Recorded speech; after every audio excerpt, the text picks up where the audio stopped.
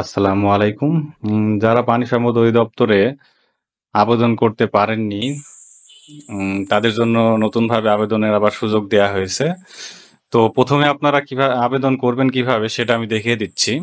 ১ম এ আপনারা dls.government.bd ওয়েবসাইটে ঢুকবেন। ঢুকলে এরকম একটা ওয়েবসাইট পাবেন। ওয়েবসাইটের অনলাইন নিয়োগ। এই অনলাইন নিয়োগে ক্লিক করবেন। ক্লিক করার পরে আপনারা এই পেজটা পাবেন। তো এখানে দেখেন নিয়োগ বিজ্ঞপ্তিটা দেয়া আছে এবং বিস্তারিত দেখুন একটা অপশন আছে। এই অপশনে ক্লিক করবেন। এই অপশনে ক্লিক করার পরে আপনারা এরকম একটা পেজ পাবেন।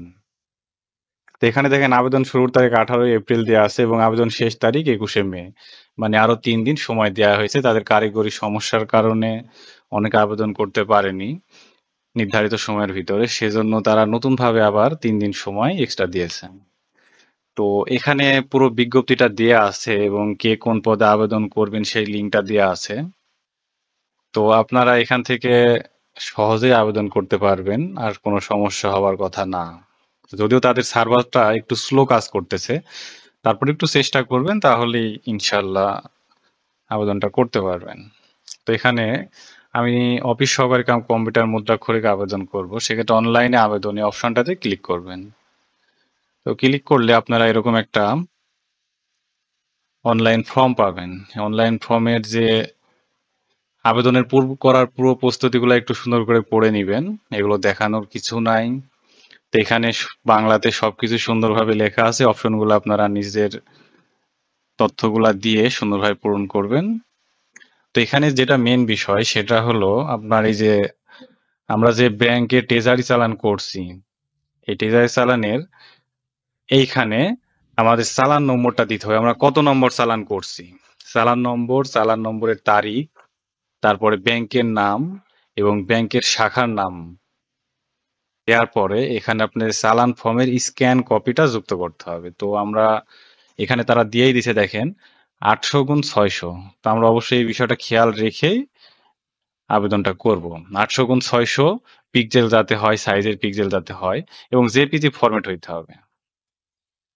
তো আমরা অবশ্যই 800x600 পিক্সেল করে নিব এবং জেপিজি ফরম্যাট করে নিয়ে এখানে অ্যাড করব। নির্বাচন করণে ক্লিক করলে আপনার ওই চালান কপিটা অ্যাড করতে পারবেন। তারপরে এখানে আপনার ছবি দিবেন, প্রার্থীর স্বাক্ষর। দেওয়ার পর এখানে টিক মার্কে ক্লিক করে সংরক্ষণ করুন এবং পরবর্তী ধাপ। তো পরবর্তী ধাপে গেলে আপনাদের এই ফর্মটাই আবার নতুনভাবে দেখাবে যে সঠিকভাবে আছে কিনা সেটা যাচাই করার জন্য।